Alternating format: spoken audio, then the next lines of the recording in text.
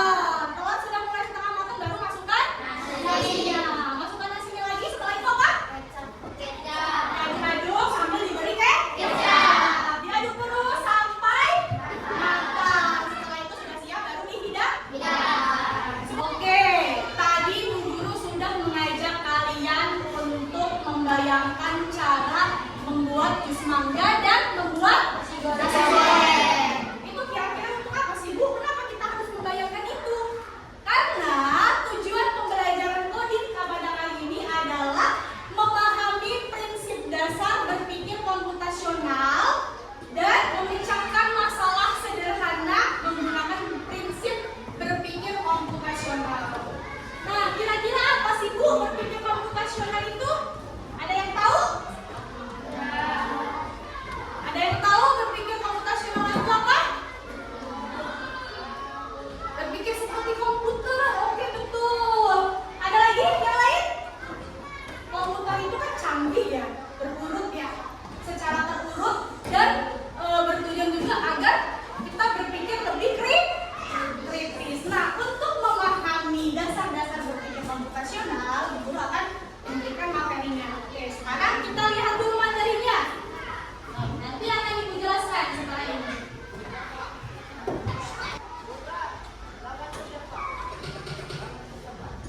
Pengenalan computational thinking. Hai teman kece, coba tebak apa artinya computational thinking atau berpikir komputasional? Adakah yang mempelajari dan melihat kata komputasional di sini? Jadi mungkin ada hubungannya dengan kita ya? Iya, betul sekali. Coba buat kamu yang tidak mengerti, berpikir komputasional adalah proses berpikir untuk menyelesaikan masalah dengan efektif dan efisien. Dalam komputer, proses berpikir ini dilakukan sebelum mulai menulis coding atau pemrograman. Jika sudah direncanakan dengan baik, maka coding yang ditulis akan sesuai dengan kebutuhan dan dapat diselesaikan dengan cepat dan tepat. Tapi ternyata berpikir komputasional juga bisa dilakukan tanpa komputer dan tanpa internet loh. Malah sebenarnya kita sudah melakukannya dalam kehidupan sehari-hari, mulai dari membuat studi, mencatat tugas pelajaran, hingga menyiapkan masuk ke sekolah besok. Wah, kalau kita sudah bisa melakukannya setiap hari, berarti kita semua sudah mahir dong. Belum tentu. Coba tadi kita menerapkan berpikir komputasional pada masalah yang sederhana. Masih banyak masalah yang lebih kompleks, seperti misalnya pada keuangan bulanan, apa yang harus dilakukan kalau kamu tersebar di tempat baru, hingga memilih jurusan dan karir. Lalu yang lebih penting lagi, ketika kamu dewasa nanti, kamu akan menghadapi AI di 4 dan angka 5. Di sini kamu perlu kecepatan untuk memanfaatkan dunia digital, mulai dari mencari dan melihat informasi yang kamu perlukan, hingga menggunakan informasi itu untuk membuat keputusan penting dalam hidupmu. Menghadapi masalah kompleks kehidupan di masa sekarang dan masa depan ini, seperti merencanakan coding yang sudah dibahas sebelumnya. Ini adalah memahami masalah dengan tuntas dan mencari cara menyelesaikan yang efektif dan efisien. Nah, kalau begitu, bagaimana Anda kita bisa berpikir komputasional? Sekarang kita bahas ya, penjelasan dari berpikir komputasional. Yang pertama, dekomposisi. Dekomposisi artinya menjadi masalah kompleks ke bagian yang lebih kecil agar mudah diselesaikan. Misalnya, kamu dituntut jadi beberapa jawaban kebebasan, maka untuk memudahkan pelaksanaan, kamu bisa menunjukkan dia dengan acara, konsumsi, publikasi, keamanan, dan lainnya. Yang kedua, mengenal pola. Artinya mencari kesamaan dan pola di antara bagian masalah kompleks yang sudah dipecah. Misalnya, kamu tidak menikah dan menyimpan jumlah di rumah, maka kamu perlu bisa mengenali jumlah milik ayah, ibu, kamu, adik, dan milik bersama seperti spray, handuk, dan lainnya. Ini karena jumlah-jumlah itu kamu disimpan di tempat yang berbeda. Yang ketiga, abstraksi. Artinya fokus pada informasi yang penting saja, mengabaikan itu yang tidak diperlukan. Misalnya, kamu sedang menceritakan pengalaman dulu di sana keluar kota. Tentunya kamu mengalami banyak hal dari mulai berangkat dinas, berfoto bersama. Jadi, berpikir komputasional itu memiliki 4 dasar. Yang pertama apa? Dekomposisi. Dekomposisi itu membagi masalah kompleks atau masalah yang rumit kompleks itu jadi bagian-bagian kecil atau hanya masalah kecil saja. Nah, yang kedua adalah apa landasan? Abstraksi. Abstraksi itu fokus pada informasi yang penting saja. Jadi kalau informasi yang tidak penting boleh diabaikan saja.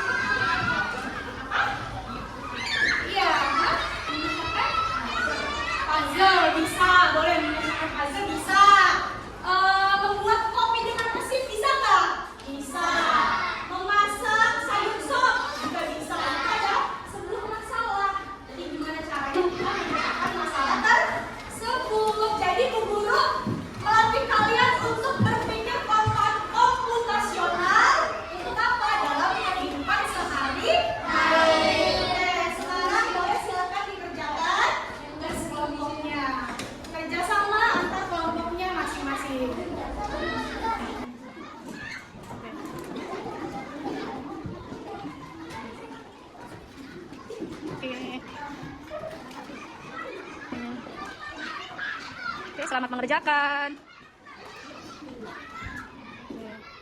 Halo.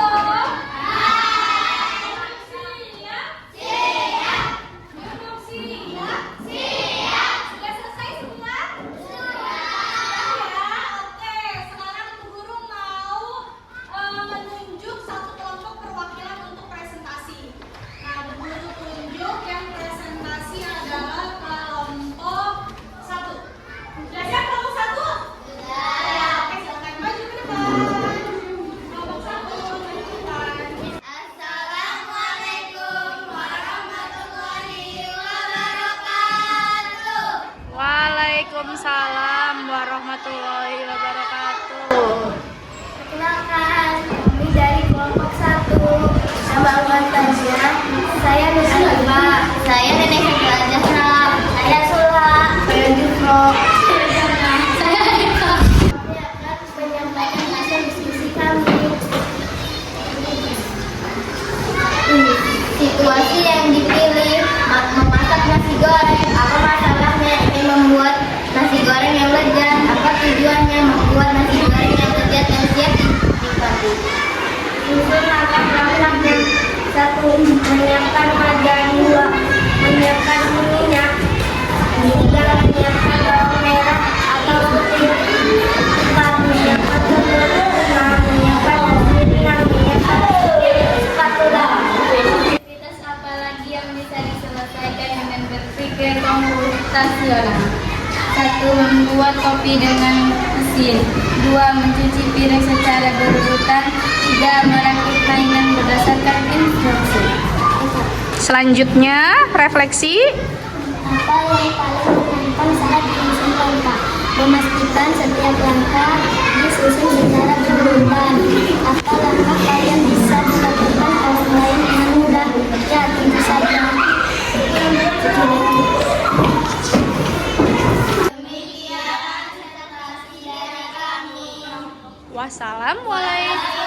warahmatullahi wabarakatuh. Oke, beri tepuk tangan teman-temannya.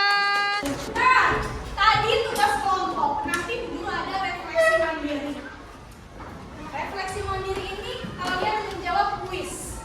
Jadi di sini ada tahu ini disebutnya apa sih? Yang pakai ini nih, bajak laut ya? Yang suka mencari harta karun, bajak laut bukan? Kalian cari tahu gimana caranya si bajak laut ini bisa nyampe ke tanda X harta karun ini. Ini dikerjakan secara individu. Misalkan si bajak lautnya maju satu kotak, berarti ini taruh tanda panah. Terus belok kanan, taruh lagi, maka gitu. Pokoknya petunjuknya ada di sini. Nanti silakan kalian berpikir secara komputasional. Ini akan dibagikan.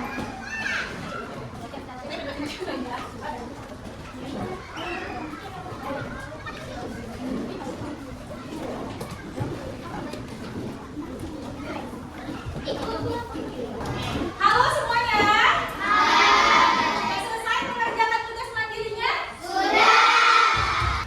Oke, setelah menjawab pertanyaan atau LKPD yang Bu Guru berikan, sekarang Bu Guru mau memberikan refleksi kepada kalian.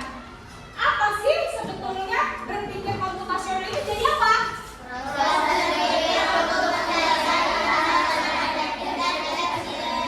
Jadi berpikir komputasional adalah berproses berpikir untuk menyelesaikan masalah dengan efektif dan efisien. Jadi kita tuh belajar berpikir seperti komputer. Komputer kan tek, kita misalkan kalian tahu kalau di WA ada namanya Meta AI. Nah, kalian kan tinggal nyari bagaimana cara membuat nasi goreng. Nanti muncul kan? Nah, begitu. Jadi otak manusia sekarang dirancang bagaimana caranya manusia itu bisa berpikir seperti robot atau komputer. Karena apa? Sekarang manusia-manusia sekarang, kalian pernah nggak nonton video di luar negeri ada robot persis banget udah mirip seperti manusia? Ada. Ya, bentukannya robot itu tidak hanya seperti kayak Ultraman, ya Power Rangers, tahunya dulu kan gitu kan? Iya, kalau sekarang robot-robot itu udah canggih. Salah satunya mesin